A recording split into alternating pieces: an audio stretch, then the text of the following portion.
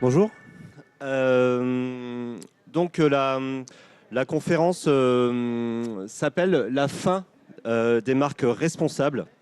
Qu'est-ce qu'on fait ensuite?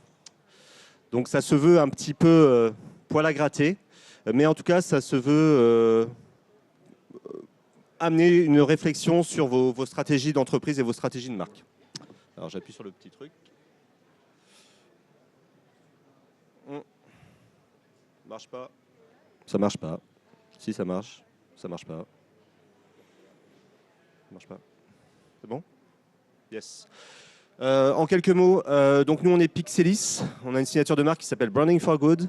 Donc nous, on est une agence de design, de création de stratégie de marque, de communication, d'innovation également. On accompagne aujourd'hui nos clients sur leur démarche d'innovation. Et on a grandi avec des TPE, des PME, des ETI et également des grands groupes, notamment des groupes qui sont assez structurants chez nous, c'est Danone, Coca-Cola et Système U, qui est un distributeur français pour les étrangers. Je pense que Coca-Cola et Danone, ça va. On est une agence indépendante, on fait partie des... alors on est Platinum EcoVadis, alors pour les acheteurs de vos entreprises, ça veut dire qu'on fait partie des 1% des entreprises les plus vertueuses dans notre domaine, au niveau des notions de CSR, enfin RSE, responsabilité des entreprises. Voilà, donc on est une boîte indépendante, 100% de l'entreprise et appartient aux salariés de l'entreprise. Et on est une des toutes premières B Corp, alors certains connaissent certainement le label. On est une des toutes premières B Corp à avoir été labellisée en Europe. On a fait partie des 10 premières en France. Aujourd'hui, je crois que c'est un mouvement qui a 300 entreprises en France et plus de 4000 dans le monde. Je vous laisserai regarder B Corp. Voilà. Mais en tout cas, nous, ça nous amène vraiment beaucoup de choses à réfléchir, en tout cas, ce label B Corp. Alors, quand on dit marque, au niveau de la grande conso, on va dire consommateur. Donc, on a un consommateur aujourd'hui, il a ça devant lui. Donc là, vous avez des choses françaises, des choses internationales. Vous avez, voilà, imaginez-vous dans un magasin, imaginez-vous en e-commerce, et vous avez tout ça devant vous. Et là, allez-y, décrivez-moi tout ça. Alors vous êtes des professionnels, donc même vous, professionnels, je pense que vous n'allez pas réussir à décrypter tout ce qui est écrit là. Imaginez un consommateur lambda qui arrive dans son magasin et qui pousse son caddie. Mais pourtant, toutes ces marques-là, ça c'est issu de marques, hein, c'est issu de labels. Tout ça, en fait, c'est vraiment une volonté de progresser, d'avoir la bonne intention. Et il y a cette phrase, elle existe en anglais ou en français, c'est la route de l'enfer est pavée de bonnes intentions. Et on voit qu'il n'y a que des bonnes intentions, mais par contre, on n'y comprend plus rien, parce qu'il y a tellement de bonnes intentions que finalement, il ne se passe plus grand-chose. Donc, on assiste à un contexte paradoxal. Vous avez certainement entendu beaucoup la notion de responsabilité, d'engagement tout au long du CIAL et puis même avant, évidemment. En fait, énormément d'études vont vous dire, oui, les consommateurs, ils attendent. Ah là là, mais moi, j'adore la responsabilité des marques, mais moi, je n'achète que ça, j'ai le cœur sur la main. Voilà, il y a 80%, 79% voilà, qui pensent acheter avec cette notion de responsabilité, d'engagement. C'est vraiment quelque chose de très fort. Et il y en a plein des études comme ça. Hein. Dans tous les pays, il y en a plein, au niveau mondial, au niveau France. Il y en a plein. Et en plus, ils sont même prêts à payer plus cher pour ça, disons, les consommateurs. Ah bah, alors là, il faut y aller, quoi. Il faut y aller. Et en fait, ils y sont tous allés. Vous y êtes tous allés. Alors, il y en a certains qui y vont plus ou moins. Mais on assiste à un sustainable washing ou un good washing, on va dire, entre guillemets, où finalement, toutes les marques se disent engagées, toutes les marques se disent responsables. Évidemment, là-dedans, il y a plein de choses derrière, hein, et en gros, il y a énormément de choses. Donc, too much good, voilà, c'est, tout le monde se dit good. Pixelis Branding for Good, nous les premiers. Voilà, on s'appelle Pixelis Branding for Good, donc on se dit good aussi. Mais voilà, à un moment donné, quand on arrive dans le magasin, encore une fois, engagé, bon et engagé, Père Dodu s'engage, on s'appelle Good Goo, on s'appelle Med Good, on s'appelle Good Sam, on s'appelle Too Good, voilà. Bon, ok, super, mais alors c'est étrange parce que tout le monde y est allé, tout le monde est responsable, tout le monde est engagé, mais en même temps, les consommateurs, il y en a très peu qui savent comprendre ce que c'est qu'un produit sustainable, qu'est-ce que c'est qu'un produit responsable, et encore moins de consommateurs savent ce que c'est qu'une entreprise responsable. Donc, bah, super en fait. Donc, ok, tout le monde veut y aller, mais finalement, le consommateur, il ne comprend pas grand-chose là-dedans, alors que tout le monde y est déjà allé. Enfin, beaucoup de gens y sont déjà allés, et on ne comprend pas grand-chose. Et du coup, sur le marché, on assiste à ce green gap. C'est-à-dire ces fameuses études qui nous disent que tous les consommateurs veulent y aller, tout le monde veut consommer responsable. Et pourtant, il n'y en a que quelques-uns, on va dire 1 sur 10, qui changent vraiment son attitude, qui changent vraiment sa consommation. Et là, du coup, on se dit c'est assez énorme parce qu'on passe de 100% quasiment à 10%. Donc, 1 personne sur 10 change vraiment. Donc là, il y a vraiment un green gap entre les études, entre une étude qui dit tout le monde veut y aller et en fait, la réalité de consommation, la réalité d'achat dans le magasin en site e-commerce, et ben, finalement, elle ne se fait pas comme ça. C'est beaucoup plus dur, il y a beaucoup de friction. Et donc, du coup, nous, à l'agence, on prône les empowering brands, donc les marques empouvoirantes, les marques qui vont venir autonomiser le consommateur dans sa démarche responsable, va venir un petit peu comme ça l'aider.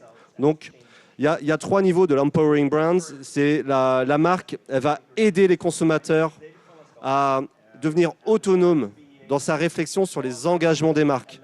Voilà. Et celui qui va aider le consommateur à s'engager, eh ben, il va avoir gagné avant les autres parce que lui, il va avoir aidé, il va avoir été un peu un partenaire à côté, il va l'aider à détricoter tout ça. Et puis bah, du coup, on a un gap, on a un gouffre. Du coup, il faut l'aider à se mettre en action pour réduire ce grand fossé. Et les marques doivent enlever cette friction qu'il y a tout au long de la démarche consommateur, tout au long de ce cheminement du consommateur dans l'achat. Et puis, à un moment donné aussi, ok, on est engagé, on est responsable, on est sustainable, mais à un moment, il faut être courageux. Voilà. Donc, il y a des marques aussi, elles sont courageuses, elles y vont un peu à contre-courant, à l'encontre de tout le monde, mais parce qu'elles prennent du risque, elles inventent des nouveaux business models, et en fait, ce courage-là, petit à petit, finalement, elle prend de l'avance, et du coup, récupère, on va dire, les consommateurs les plus engagés. Alors, comment on se reconnecte à ces consommateurs? Alors, déjà, pareil, ça c'est des chiffres aussi qui circulent souvent depuis quelques années. En gros, c'est que la responsabilité est de plus en plus présente pour les marques responsables, enfin pour les marques au global, dans la réputation, la responsabilité est vraiment très importante. Et aussi, il y a des études qui disent que les marques les plus engagées, vraiment celles qui ont un engagement très fort, une raison d'être très forte, sont beaucoup plus performantes et vendent mieux que les marques qui ont, oui, on fait un petit truc, des petits engagements, des petits purposes.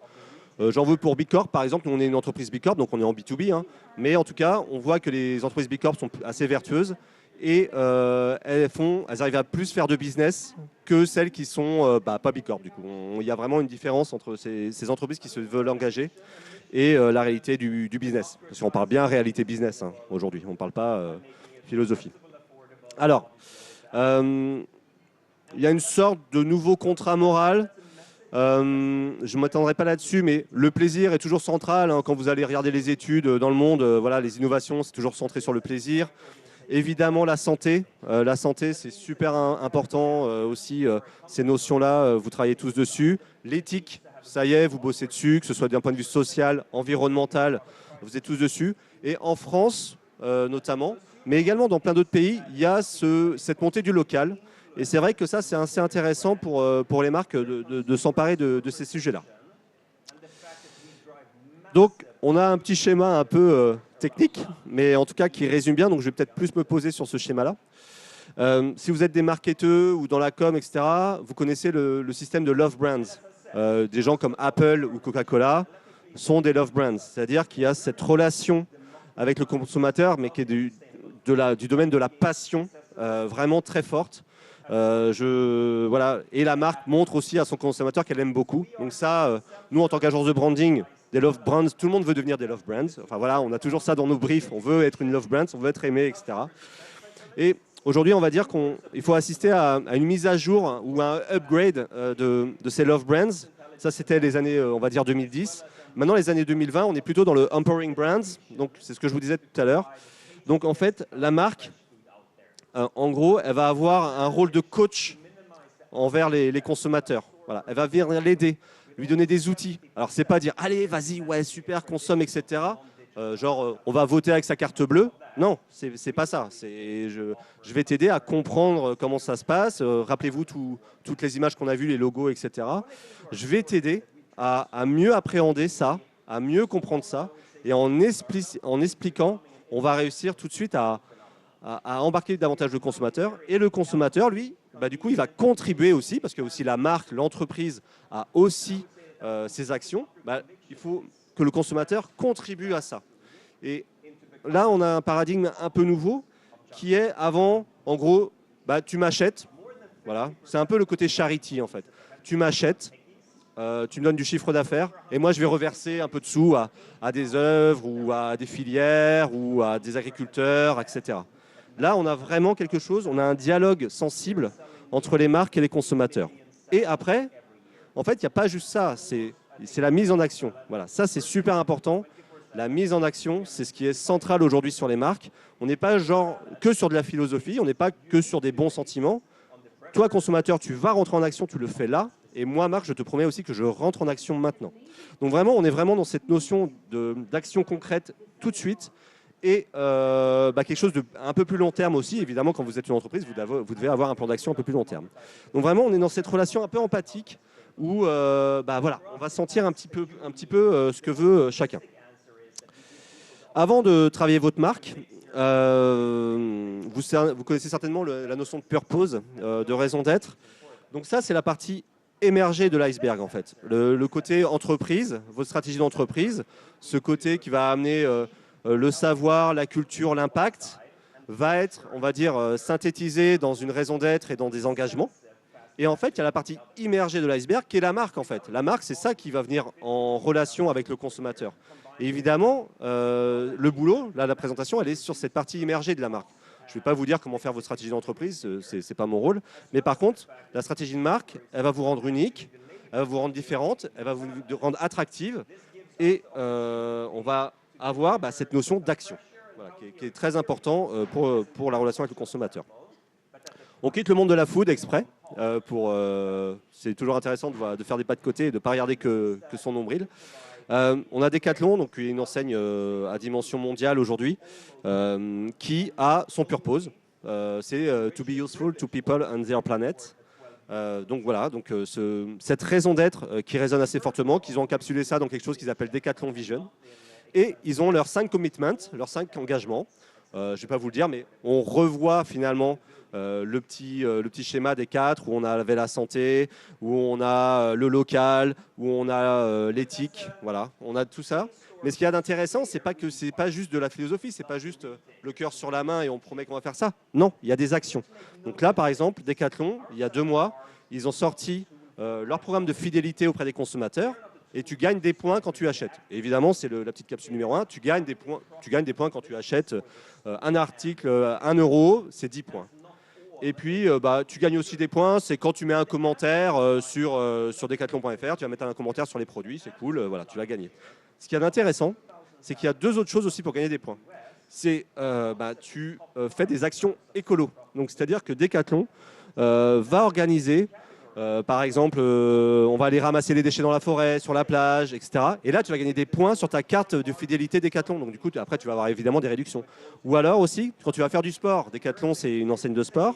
Et si tu fais du sport avec nos partenaires, tu vas gagner aussi des points de fidélité. Donc là, on est vraiment from purpose to action. Vraiment, ça c'est important, c'est-à-dire de ne pas rester sur le purpose, de ne pas rester sur les bonnes intentions, mais bien rentrer dans l'action et permettre aux consommateurs de rentrer dans l'action, avec la marque évidemment. Tout ça, c'est vertueux. Donc le point, souvent, quand on est dans l'agroalimentaire, on nous dit, moi, j'ai les meilleurs produits. Moi, j'ai les meilleurs produits, de toute façon. Moi, je suis le meilleur du marché, clean label, démarche super responsable filière. Alors là, ça, je suis balèze. Mon approche business, ouais, super, moi, je suis éthique, je paye bien mes salariés, je fais attention à la loi, etc. Là, l'objectif de cette conférence, c'est OK, mais du coup, pensez marque pour rentrer dans cette action et justement amener ce ROI, ce retour sur investissement qui est super important. Alors, pour ça, on vous propose 3 pistes d'inspiration. Enfin, je vous propose, parce que, mais l'agence vous propose. Je vous propose 3 pistes d'inspiration pour devenir ces empowering brands. Voilà, ça c'est vraiment important de faire par l'exemple. Et donc du coup, la première, c'est radicaliser votre marque. Alors là, on va venir pousser les curseurs au maximum. On va être militant, en gros, hein, et on va y aller à fond. Alors, ce qui est intéressant, ça c'est une étude qui le dit, et du coup, ça rend les agences de branding comme la mienne très humbles. C'est-à-dire que pour 75% des consommateurs, pour 75% des marques pourraient disparaître, les consommateurs, ils n'en auraient rien à faire. Alors là, tu fais, waouh, ouais, quand tu es agence de branding et que tu te dis finalement les consommateurs, ils s'en fichent, c'est un peu compliqué. Et c'est la même étude qui dit ça, c'est la Avast Meaningful Brands qui dit ça, que 71% des consommateurs, ils en ont marre des promesses creuses des marques en fait. Ils se disent, mais il y a un truc, il y a un loup. Là, il me promet la lune, mais en fait, je sais que finalement, il n'y a rien, quoi. Voilà. Donc ça, c'est vraiment important. Donc pour résoudre ça, en France, on a une enseigne qui s'appelle Biocop, qui est le leader des enseignes bio en France, qui avait une posture depuis quelques années très ouverte. Ils avaient une signature qui est « La bio nous rassemble », qui était, en gros, je vous le résume, venez chez nous, on s'en fiche de qui vous êtes, etc. Vous pouvez aller manger au McDo, voilà, vous pouvez aller manger au McDonald's, et vous pouvez venir chez nous, il n'y a pas de problème, on est ouvert, etc. La crise arrive, Covid, etc. Le bio en France, ça plonge. Il y en a plein qui sont partis sur de la promo. Voilà, il y a plein d'enseignes qui sont partis à fond sur la promo. Bon, Biocop, évidemment, va y réfléchir aussi. Mais du coup, eux, ils ont twisté complètement du bon sens et rien d'autre. Voilà. Donc là, on devient un peu plus radical, on radicalise un peu plus sa marque. On se dit activiste. On dit, bah ouais, quand c'est derrière un prix trop bas, bah, c'est les producteurs qui payent le prix cher. Nous, on est les leaders du commerce équitable, notamment du commerce équitable français, donc avec des producteurs français. Enfin, on y va. Voilà. Et du coup, ils ont complètement changé de braquet en termes de communication. On avait une communication qui était très ouverte, qui était très sympathique, mais qui pouvait finalement, Danone demain peut complètement communiquer comme ça. Et là, on est arrivé vers quelque chose de plus mordant, de plus énervé. Ça, c'est aux États-Unis. Il y a une marque qui s'est créée. Donc, c'est une marque de lait, enfin de produits à base de lait, qui font du beurre, du lait. Il s'appelle Neutral. Alors, c'est assez fou, mais en gros, ils promettent que là, c'est complètement neutre en carbone. Vous achetez cette brique de lait, votre démarche, elle est complètement neutre en carbone. Voilà, ils ont cette signature This Milk Fights Climate Change. Donc, c'est vraiment là, ils sont dans une certaine pureté. Et ils réfléchissent en fait toute la chaîne. Hein. C'est pas que du marketing, c'est pas que de la com, c'est pas que de la marque, mais il y a bien une démarche derrière où ils vont venir réfléchir dans l'ensemble de la filière, l'ensemble du cycle de production. Ils vont venir agir dessus. Et c'est pas que de la compensation en fait, parce qu'en fait beaucoup de marques aussi se disent neutres parce qu'elles compensent en carbone. Elles vont planter des arbres parce que voilà, il y a plein de compagnies aériennes qui vont planter des arbres. Tu prends l'avion et tu plantes un arbre et du coup tu sauves le monde. C'est pas tout à fait ça que pensent en tout cas ces marques-là. Là, celles-là, elles y vont dès le départ et elles déconstruisent en fait cette notion de filière. On a une marque de chocolat aussi qui est née en Hollande, en Néerlande, qui est Tony's Chocolany. Donc ça, c'est peut-être plus connu.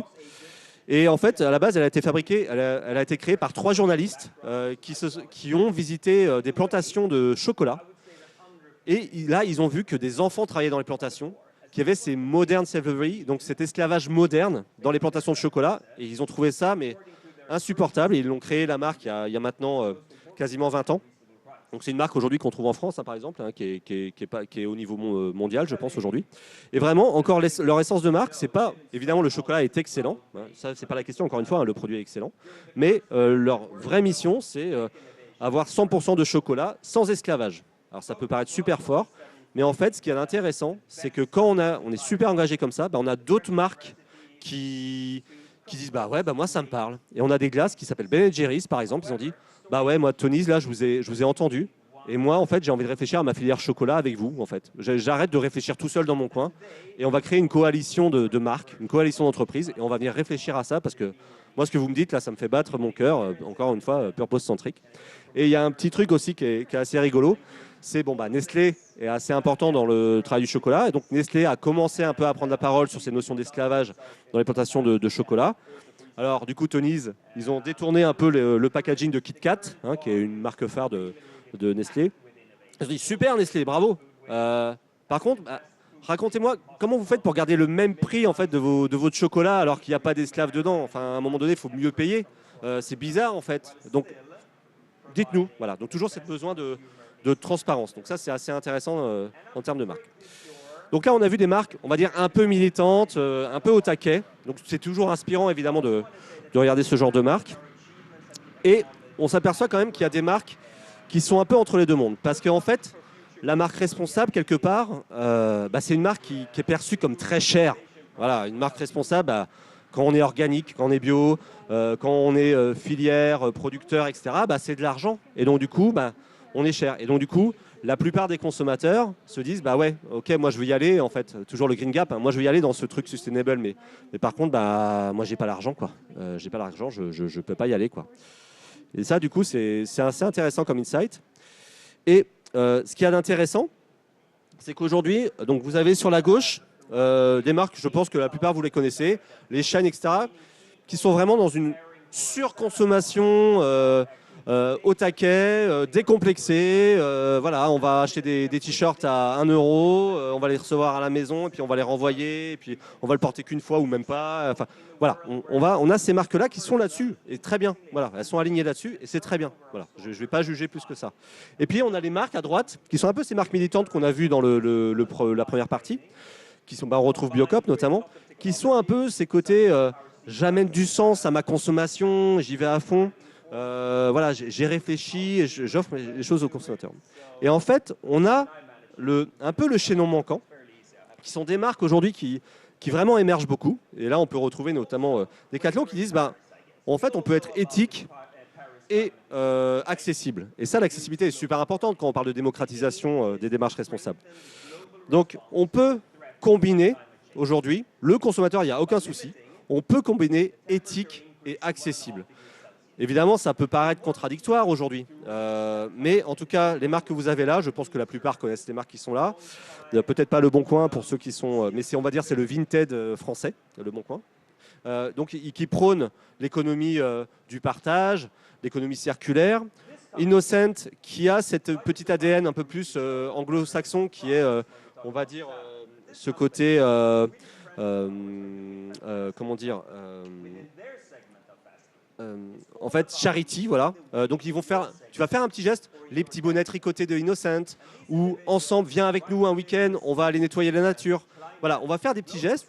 Le produit en lui-même est assez simple. Voilà, ils ont une bonne démarche, mais ils vont avoir des petits gestes. Et c'est ce petit geste-là pour une grande cause. Et voilà. Mais encore une fois, je mets en action mon consommateur. C'est pas juste moi, Innocent, je fais un beau geste. J'ai donné des sous ou j'ai des actions. Non, non. Toi, consommateur, tu vas te lever dimanche matin et tu vas venir bosser avec moi dans la forêt et on va aller ranger tout ça. Ikea qui muscle, évidemment, c'est voilà, qui est une marque accessible par essence, mais qui muscle évidemment beaucoup ses engagements. Et Decathlon qui est vraiment sur la démocratisation. Je ne vais pas aller plus loin parce que bon, voilà, on l'a vu tout à l'heure. Et on a une troisième voie qui est ce qu'on appelle la parole sincère. Alors la parole sincère, c'est assez déstabilisant, je pense, pour la plupart d'entre vous. Un insight aussi que tout le monde connaît, c'est que le consommateur, en fait, il recherche de la transparence, mais également du fact-checking. Alors ça, c'est super important. Vous avez de plus en plus des enquêtes, des gens qui ils veulent savoir, ils veulent fouiller, ils vont aller sur Internet, et puis il y a des journalistes qui vont fouiller, qui vont aller dans les entreprises, qui vont vous dire non, en fait, c'est pas comme ça. Donc ça, c'est super important d'avoir cette posture-là en tant que marque. Alors, comment avoir cette posture-là en tant que marque? Veja. Alors Veja, qui est une entreprise qui vend de la sneakers, de la chaussure et des vêtements au sens large. Ce qui est intéressant, c'est que les fondateurs de Veja, ils sont partis d'un truc qu'ils ont dit, bah voilà, l'industrie de la chaussure, Nike, Adidas, etc., c'est horrible, des conditions horribles, que ce soit d'un point de vue social ou écologique. Et nous, on va créer une marque, on va dire un peu pure. Et ce qui est le plus intéressant dans cette slide, c'est ce qu'il y a à droite là. Alors, imaginez vos sites internet et dites-vous que Veja se dit, nous, du coup, on a du cuir sur nos chaussures, on les tannait avec du végétal, enfin avec une source végétale. Et en fait, on s'est aperçu que c'était super cher et que la qualité n'était pas présente. Donc vous, consommateurs qui utilisez les chaussures, en fait, la Veja, elle tenait pas trop. Et en fait, on est revenu vers ça et on fait plus vraiment, on essaye de faire encore du vegetable tanned, mais on fait aussi, on va dire, un peu plus de conventionnel pour revenir. Par exemple, les petits boutons en métal que vous trouvez dans les chaussures pour mettre les lacets, eh ben, on les a pas encore sourcés, ceux-là. On ne sait pas d'où vient le métal, on ne sait pas qui y a derrière ça. Et ça, c'est sur leur site internet. Hein. Ça, on n'est pas clair là-dessus encore. Ben ouais, en fait, on travaille encore avec des paradis fiscaux, avec des pays qui ont des facilités, on va dire, avec des branches dans les paradis fiscaux. Donc voilà, donc ça c'est sur leur site internet. Allez-y, hein, c'est assez sympa. Et c'est dans une catégorie qui disent limits, mais en fait toute leur démarche vraiment est là-dessus, c'est-à-dire vraiment cette notion de je vais tout te montrer et je vais même te dire là où je suis pas bon encore. Et je te promets du coup évidemment de bosser dessus, mais je te dis toi consommateur, en tout cas je te montre que c'est pas si simple mon métier. Souvent, on a une boîte noire, hein, la marque c'est une boîte noire et on veut une 100% probité. Mais aujourd'hui, on a des marques qui ne se disent pas 100% probité. Par contre, Veja, si vous voyez des études conso, c'est quand même une des marques les plus éthiques du marché. Et les consommateurs, ils vont à fond. Un dernier exemple, La Vie. Alors, c'est une marque qui s'est créée en France, mais aujourd'hui qui se développe en Europe, en Angleterre, en Hollande aussi, dans les Pays-Bas. Et ils ont eu, en fait, en France, on a ce côté, la viande. Voilà, la viande, en fait, dire lardon végétal, dire steak végétal, dire nuggets végétal. En fait, il y a eu tout un lobbying de la viande qui a dit non, stop, on ne veut pas que tout ce qui vient de végétal dise viande, dise steak, dise nuggets. On ne veut pas ça. Et donc, du coup, il y a toute une loi qui est arrivée en France, enfin, en tout cas, un projet de loi. Et la marque La Vie qui fait des bacons végétaux. Voilà, ils font du bacon, des lardons végétal, donc pas à base de viande, pas à base de porc, en fait, a montré cette saga qu'ils ont appelée la saga de l'été.